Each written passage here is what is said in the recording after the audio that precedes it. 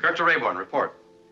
I'm required to make a security confirmation. When I call my ship, if you list your personnel, cargo requirements, any special needs. Star Trek is known for exploring the future, strange new worlds, and big ideas about humanity. But not every episode was welcomed with open arms. Over the years, some stories pushed boundaries so far that they were pulled off the air, restricted or quietly banned in certain countries. These weren't small controversies either. They involved topics that television networks thought went too far. And once you see what these episodes showed, it becomes obvious why they caused such strong reactions, even decades later. So join us in this video as we review 3 Star Trek episodes that are still banned today. Number 3. Miri. The original series episode, Miri begins like a mystery, but quickly turns into something far darker. The Enterprise answers a distress call from a planet that looks exactly like Earth. When Kirk, Spock, McCoy, Janice Rand, and 2 security officers beam down, they find an empty town frozen in time, like a quiet 1960s suburb where everyone suddenly vanished. The silence does not last long. A badly disfigured man attacks them, collapses in a seizure, and dies right in front of them. Soon, they meet a scared girl named Miri. She runs from the crew because she calls them grups, her word for grown-ups. Miri explains that she and the other children are the onlys, the only people left alive. Then the landing party notices strange purple spots forming on their own skin. Miri says those marks mean the same disease that assassinated the adults has started. According to her, grown-ups became brutal, lost their minds, and died soon after the first symptoms appeared. In an old medical lab, the crew uncovers the truth. The plague was an accident caused by a life extension experiment. The twist is chilling. The children are actually more than 300 years old, aging only 1 month every century, yet they still think and feel like normal kids. As McCoy rushes to create a vaccine, an older boy named Jan steals the crew's communicators, cutting them off from the ship and making the cure harder to test. Fear and jealousy push the children into a panicked mob. Miri helps them capture Rand, and they swarm Kirk until he is bleeding and furious. He finally reaches them by reminding them that the youngest kids will die helpless without the older ones. Jan gives the communicators back. McCoy tests the vaccine on himself, and the cure works. The episode aired once on the BBC in 1970, drew complaints, and was left out of repeats for years because many found it disturbing. So, what is another Star Trek episode that is still banned to this day? Keep watching to find out. Number 2. Plato's Stepchildren. This Star Trek episode is remembered for a moment that changed television history.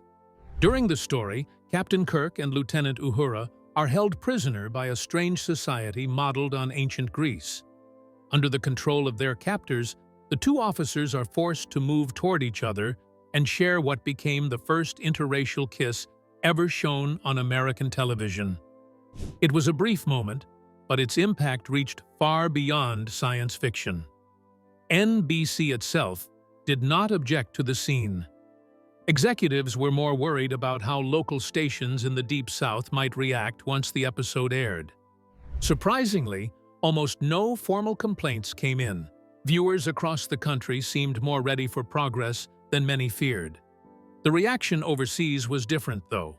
When the series was later shown in the United Kingdom, the BBC chose not to air the episode at all. The official reason given was that the story was too brutal. Many believe the real concern was avoiding backlash from more conservative audiences. From censorship to controversy, what made this episode get banned? Let's find out. Number 1. Whom Gods Destroy. This episode drops the crew into one of the darkest situations in Star Trek. The Enterprise is simply delivering a shipment of advanced medicine to a high-security psychiatric facility on Elba II, a remote planet used to hold the Federation's most dangerous, criminally insane criminals. What should have been a routine stop quickly turns into a nightmare. The patients have already taken control, and the asylum is now ruled by one man, Garth of Izar. Garth was once a celebrated Starfleet captain, known for bravery and leadership. Now he is completely unhinged.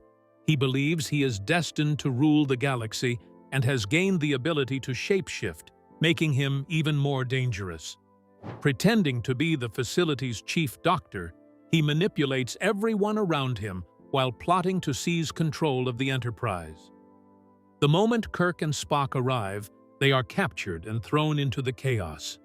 What follows is not just physical danger, but psychological torment.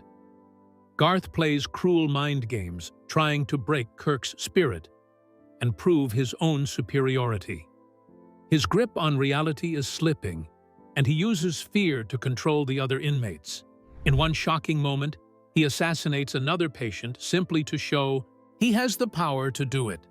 The violence and instability make the situation feel far more intense than a typical adventure. The climax becomes a tense battle of identity when Garth uses his shape-shifting ability to impersonate Kirk. Spock must determine which one is real before it is too late. His logic and loyalty finally expose Garth, and order is restored. The BBC later decided this episode was too disturbing for younger viewers. The mix of madness, torture, and sudden harshness pushed it beyond what they felt was safe for family television. But bans weren't new. How did Star Trek become so fearless? Stay tuned to find out. The franchise that dared to go further. Before looking at the episodes that faced bans and restrictions, it helps to understand just how big and influential Star Trek truly is. Created by Gene Roddenberry, the franchise began as a single television series and grew into one of the most recognizable science fiction worlds ever made. Over time, it expanded into movies, multiple TV shows, books, comics, and video games, becoming a global pop culture phenomenon and one of the highest-grossing media franchises in history. The journey started with Star Trek, the original series, which first aired in 1966. It followed the crew of the starship USS Enterprise, a vessel sent out by the United Federation of Planets on a mission of peaceful exploration. Each episode carried a sense of adventure and curiosity, summed up in its famous goal: to explore strange new worlds, seek out new life and civilizations, and boldly go where no one had gone before. Roddenberry drew inspiration from classic adventure novels, old Western television shows, and earlier science fiction films, blending them into something that felt both futuristic and familiar.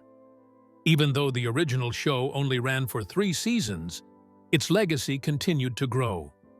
The characters returned in an animated series and later starred in 6 feature films.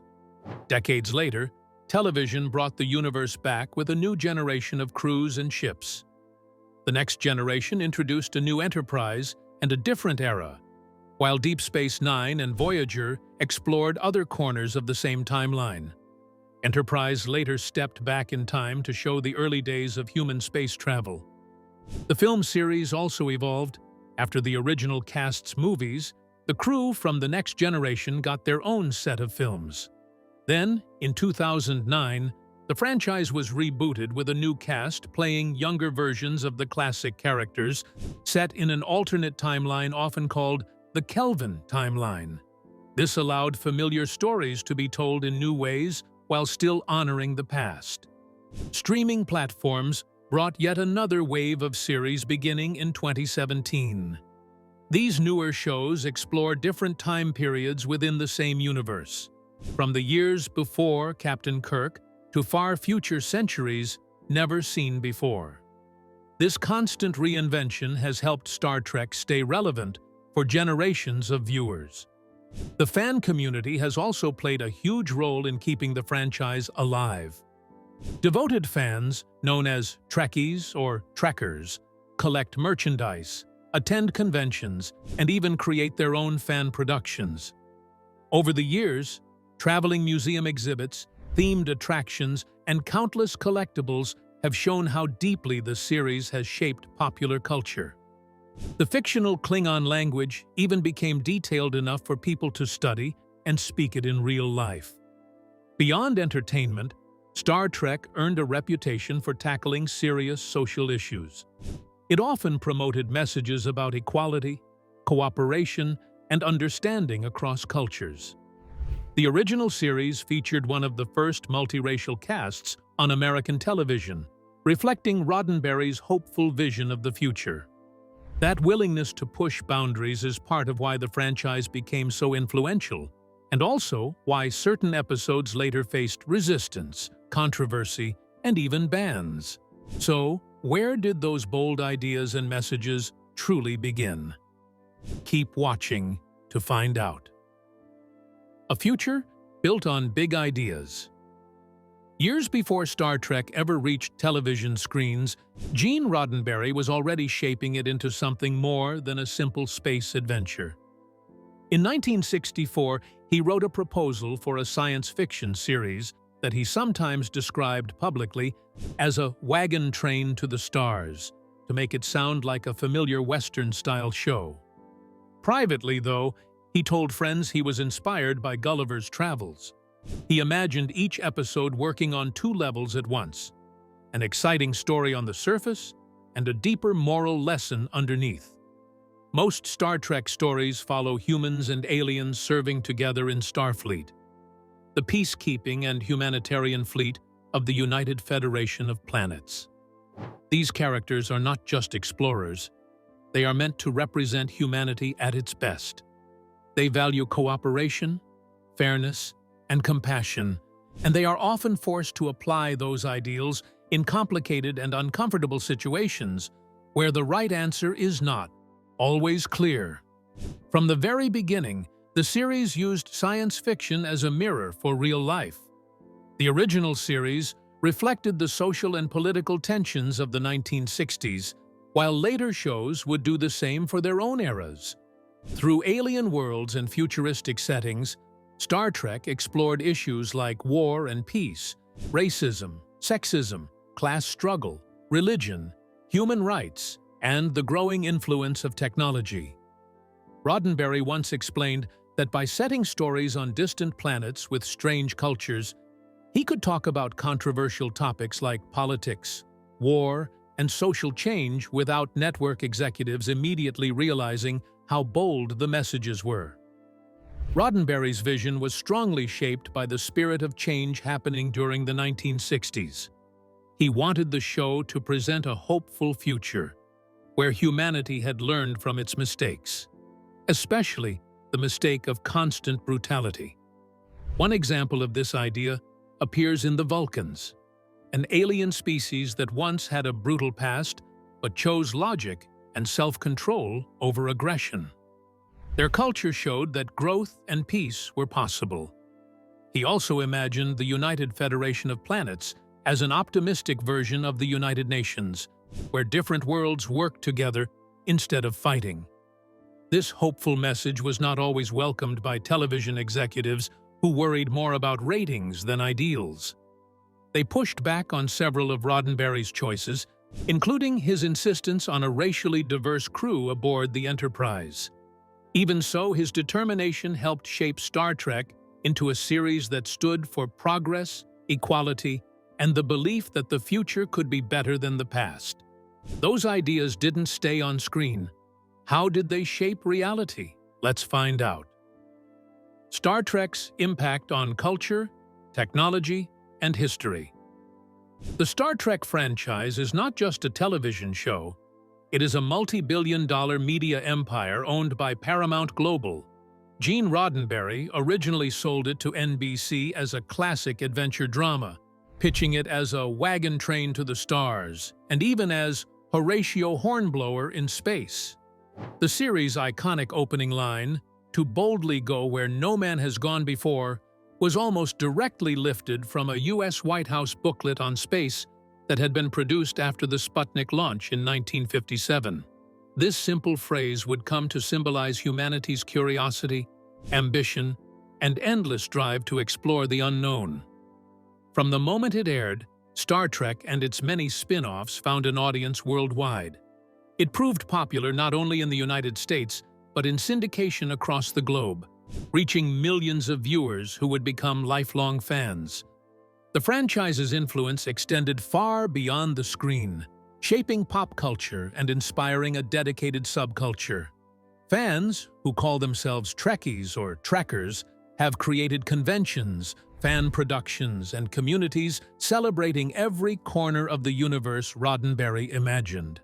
The 1997 documentary Trekkies explored this phenomenon in detail, showing how the show became a cultural movement rather than just entertainment. TV Guide even ranked Star Trek as the most popular cult television show in history.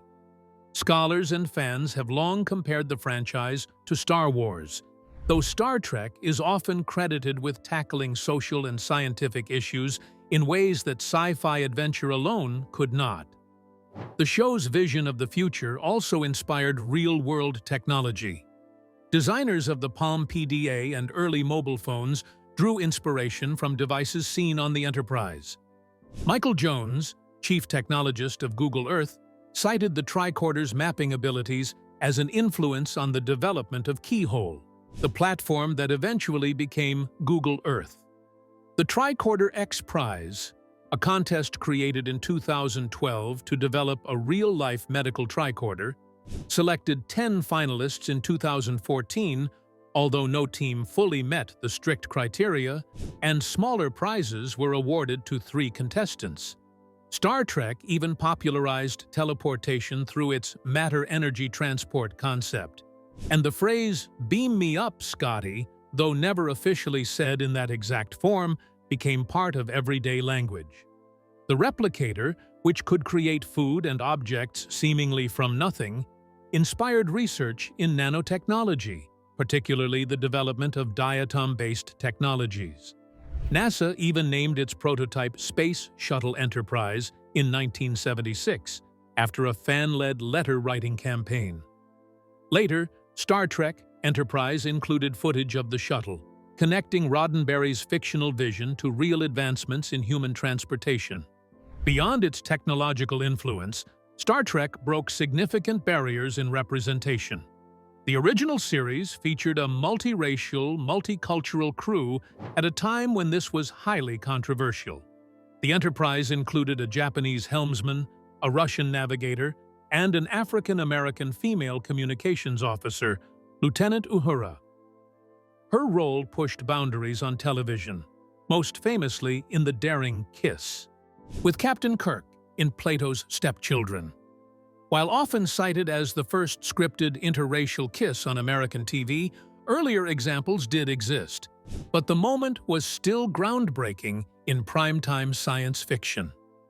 Nichelle Nichols, who played Uhura, once recounted that after telling Roddenberry she planned to leave the series, she met Dr. Martin Luther King Jr.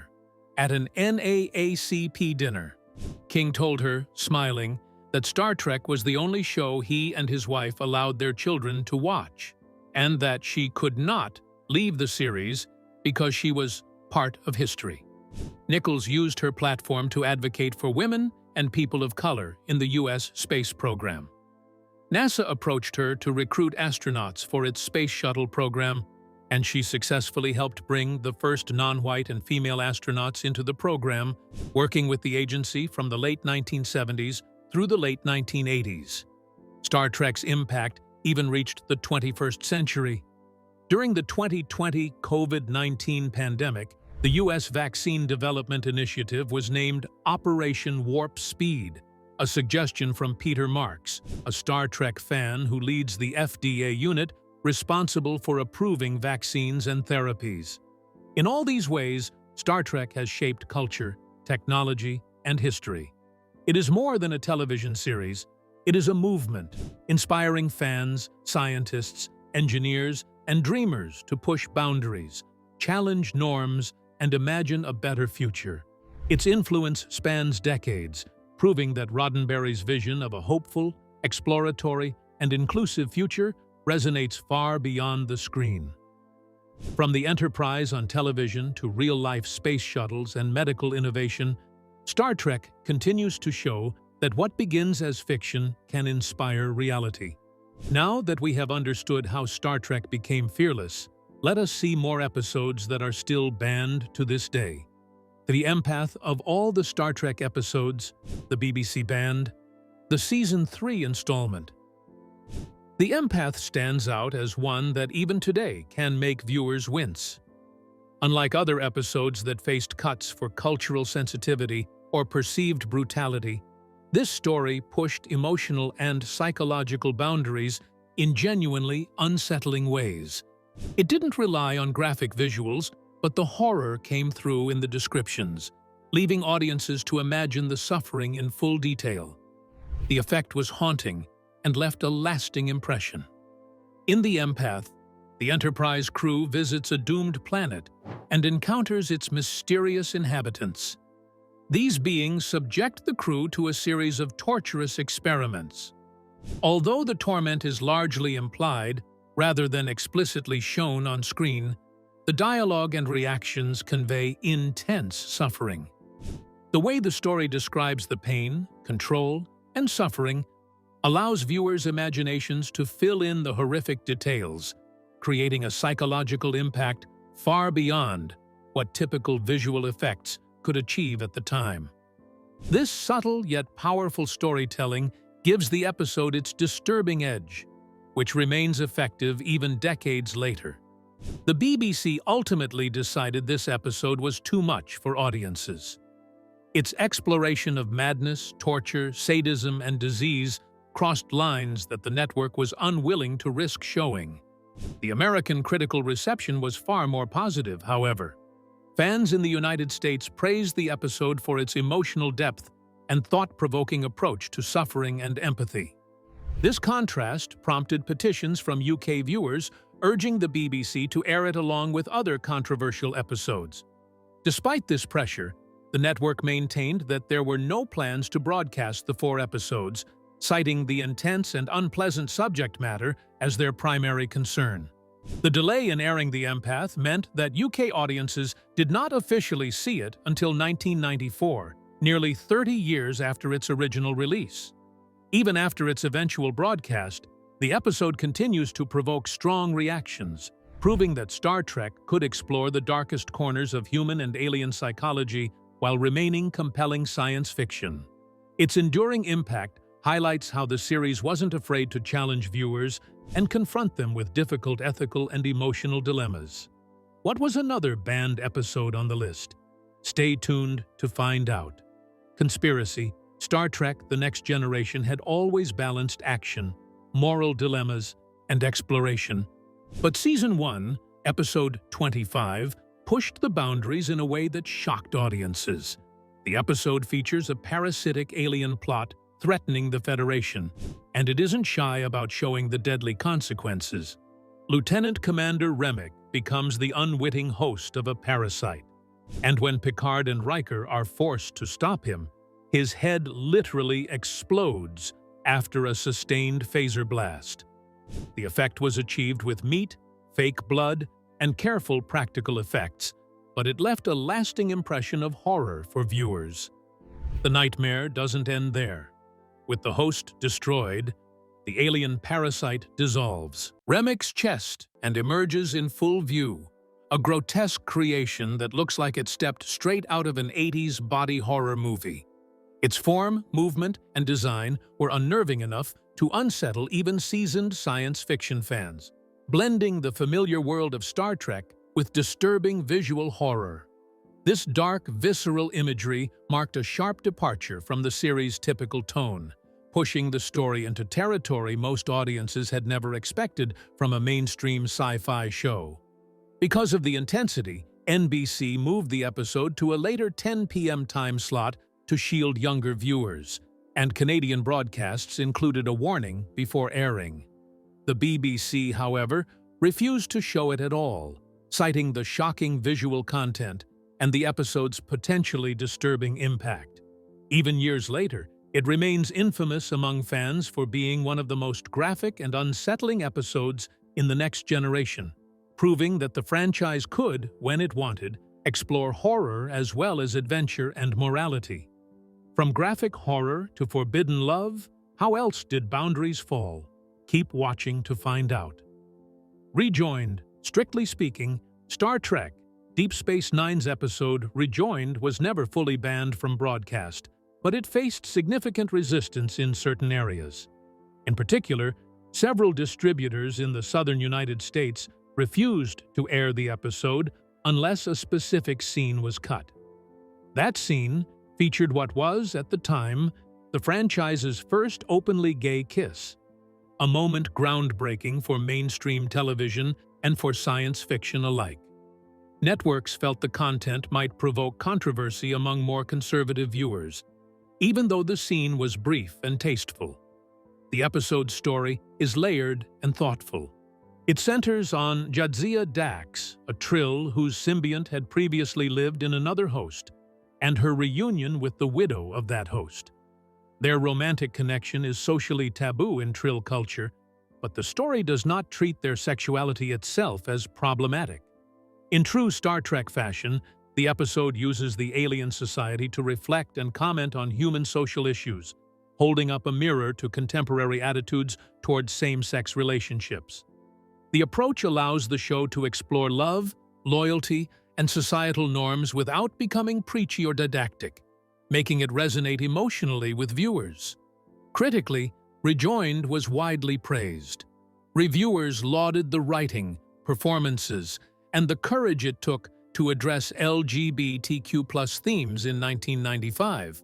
However, despite its acclaim, certain networks still removed the kiss to avoid backlash. The episode remains historically significant for its role in advancing representation in science fiction. Actress Terry Farrell, who portrayed Dax, has called it her favorite episode of the series and one of the most meaningful roles in her career. Its impact endures, highlighting Star Trek's commitment to pushing cultural boundaries while telling compelling stories that challenge viewers to think about acceptance, love, and morality. Love sparked debate. What happened when the brutality crossed limits? Let's find out. To the death. This season, 4th episode of Star Trek Deep Space Nine never faced a full broadcast ban, but it did require significant editing to make it to air. In fact, it became the first Star Trek episode to be censored specifically for excessive brutality. A pivotal fight scene, originally far more intense, had 45 seconds cut before networks would allow it to air. These cuts were designed to tone down the number of deaths and make the action more acceptable for television audiences. The story follows Sisko and his crew as they form an uneasy alliance with a group of Jem'Hadar. Together, they fight their way through a series of treacherous caves to reach an Iconian gateway, relying entirely on hand-to-hand combat. In the original version, 52 Jem'Hadar and several unnamed Starfleet personnel are assassinated during the confrontation. After the cuts, only 20 deaths remained visible, and the omitted 45 seconds included some of the most intense and chaotic parts of the fight. The edits altered the pacing and intensity, making the scene feel somewhat abrupt compared to the original vision. When the BBC prepared to air The Maquis, Part 2 in the United Kingdom, where it was shown in an early evening slot, they demanded additional reductions to meet their stricter broadcast standards. Ironically, the resulting version received complaints not for its brutality, but because the editing made the episode feel choppy and disjointed. Fans criticized the awkward pacing and missing context, noting that the cuts distracted from the story rather than shielding viewers from excessive action. Despite these hurdles, the episode remains an important part of Deep Space Nine, demonstrating how the series pushed boundaries in both storytelling and visual intensity. It highlighted the challenges of balancing darker, more realistic portrayals of combat with television censorship standards, showing that even the most careful editing could not fully satisfy all viewers or regulators. Fights and censorship stirred controversy, but how was Star Trek honored? Keep watching to find out. Awards, accolades, and enduring recognition. Star Trek has not only captured the imagination of fans, but also earned consistent recognition from critics and institutions over the decades. Among science fiction awards, the Hugo Award for Best Dramatic Presentation holds a special place, as it dates back to the time of the original series. In 1967, 3 of the 5 Hugo nominees were Star Trek episodes, and in 1968, all 5 nominees came from the original series. One episode even took home the prestigious award, cementing the show's early reputation for quality storytelling and imaginative vision. The legacy continued with The Next Generation, which won Hugo Awards in 1993 and 1995. Other series within the franchise, including Deep Space Nine, Enterprise, Discovery, and Lower Decks, have also received nominations. Even fan productions like Star Trek Phase 2 have earned recognition, reflecting the passion and talent of the devoted community surrounding the franchise. The Star Trek films have been equally celebrated. Star Trek IV, The Voyage Home, became one of the most successful installments, earning a global box office total of $133 million on a modest $21 million budget. It garnered 11 nominations at the 14th Annual Saturn Awards, tying with Aliens for the most nominations that year. Leonard Nimoy and William Shatner were both nominated for Best Actor for their performances, while Catherine Hicks received a nomination for Best Supporting Actress. The film also received 4 nominations at the 59th Academy Awards: Best Cinematography, Best Sound Effects Editing, and Best Original Score, showcasing the franchise's ability to combine popular appeal with technical and artistic achievement. On television, Star Trek: The Next Generation earned a Peabody Award in 1987 for its episode The Big Goodbye, recognized for establishing a new standard of quality for first-run syndication. That same episode earned 2 Emmy nominations for Outstanding Cinematography and Outstanding Costumes, with William Ware Theiss winning for his costume design. The franchise achieved its first Academy Award in 2009 when the film Star Trek won Best Makeup and Hairstyling, proving that the series could continue to impress both viewers and industry professionals decades after its debut. The franchise's success has also been formally recognized by record-keeping institutions.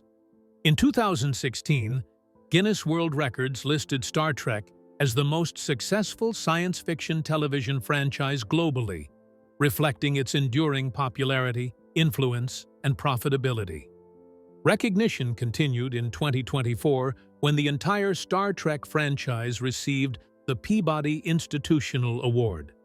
This award celebrated the series' extraordinary body of work and its lasting impact on media, culture, and society, honoring decades of storytelling that have inspired millions of viewers worldwide. From early Hugo wins to Academy Awards, Peabody recognition, and Guinness World Records, Star Trek has consistently demonstrated excellence. The franchise's accolades reflect not only its creative achievements, but also its cultural significance, proving that these adventures into space resonate far beyond the screen. It remains a symbol of imagination, progress, and the enduring power of storytelling. So, what are your thoughts about these episodes that were banned? Do you think there can ever come back to our screens like they once did? Let us know in the comments section below. These banned Star Trek episodes aren't just stories pulled from the air. They're a reminder of how daring the franchise truly was. They pushed boundaries, challenged social norms, and showed the darker, more unsettling sides of humanity and the universe. What's most striking isn't just that they were banned, it's how boldly they confronted issues that networks and societies weren't ready to face.